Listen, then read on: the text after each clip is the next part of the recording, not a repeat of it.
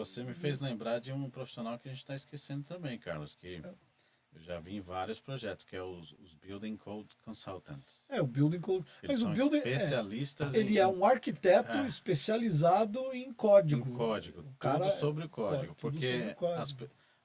tem dentro dos canteiros de obra tem aquela competição, porque quem sabe mais Sobre o sobre os código. códigos e os mínimos standards. O bom profissional mesmo, às vezes, se ele não está certo, né, ele consulta os Building Consultant. o Building Code Consultant, né, que eles têm. Isso é o building code é uma coisa engraçada porque se você for pensar em termos do o que é o código de obra, it's all about safety, Certo. segurança. E é o mínimo. Exatamente, é o mínimo. É o Então, mínimo que se tem que fazer nas segurança que o obras. engenheiro estrutural vai promover, é segurança que o engenheiro elétrico vai promover, é segurança que o arquiteto vai promover. Então, a maior parte das coisas que tem a ver com o consulting tem a ver com que são as coisas mais difíceis de você fazer no prédio, tem a ver com egress, né, que Isso. são Saídas, né? as saídas do prédio, o Os escapes, posicionamento. né? Às vezes é você fazer o código de obra, porque são vários códigos que trabalham em conjunto com o outro que é o Americans with Disability Act. Então você tem o código de obra que tem uma prerrogativa, São de cadeirantes você tem o ADA que tem outra prerrogativa e aí você tem que fazer os dois funcionar. Então às vezes o que um fala para você fazer, o outro fala não, assim não vai funcionar. E aí você tem que colocar as duas coisas em.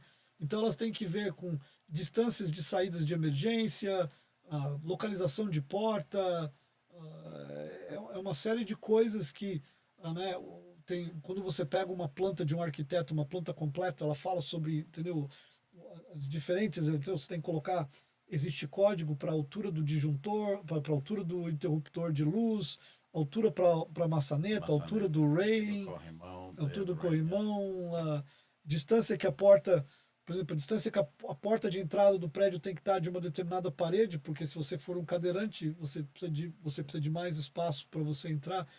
Então, tem muita coisa que realmente é discutida pelo Code Consulting, que você às vezes você faz e os detalhes são mínimos. É sempre bom ter quando o trabalho é razoavelmente grande, é sempre bom ter um code consultant, né? Revisando o trabalho, vendo se Revisão do está. trabalho para ter certeza de que tudo que É, você especificou está de porque acordo com o código. quando eu estive gerenciando algumas obras, o pessoal falava, qual é o código aqui? Qual é o código? Às vezes são coisa corriqueira que a gente já está, mas tem outros que eu falo, não, calma só um momento que eu vou consultar.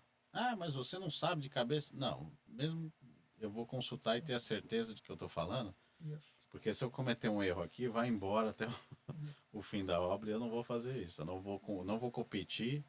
Leis e códigos não é obrigado a decorar, você tem que saber onde achar. Mesmo porque muda toda hora, né, Carlos? E muda de cidade para cidade, porque o building code é o mínimo. E tem cidade que exige mais do que o mínimo.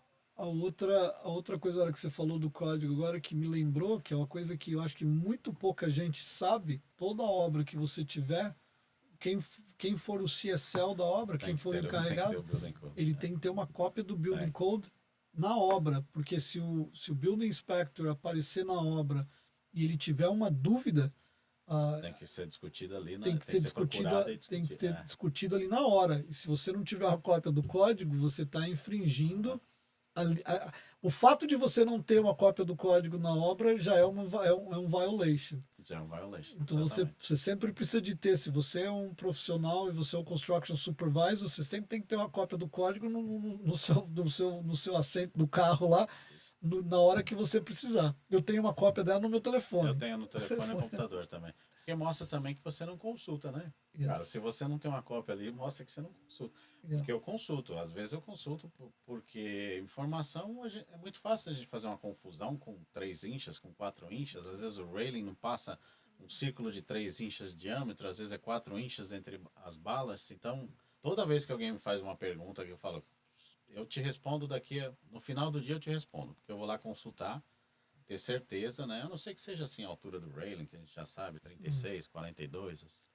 E ainda tem assim, tem variações, né? Uma vez eu Teve um prédio que eu fiz e me pediram a quantidade de parapeito dos decks, né? Dos railings. E eu passei, do segundo e do terceiro, eu passei 42 inchas de altura. E aí a equipe de design toda falou, não, isso está errado. 3 pés no segundo e no terceiro. E eu falei, ó, eu faço bastante deck em Boston. E me passaram um monte de código, de code. E por causa do Building 5B, blá, blá, blá, pode ser 36. E eu falei, ó, eu faço bastante deck em Boston. Uhum. Eu sei que os inspetores exigem ter um variance aqui. E eles querem 42 inchas no segundo andar.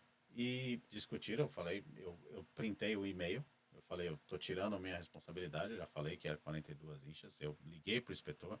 Perguntei para eles, eles falaram, não, o inspetor não é superior ao código, e fizeram com 36 inchas. Aí, no final, na inspeção final, o inspetor disse que não queria os 36 inchas, porque Boston tem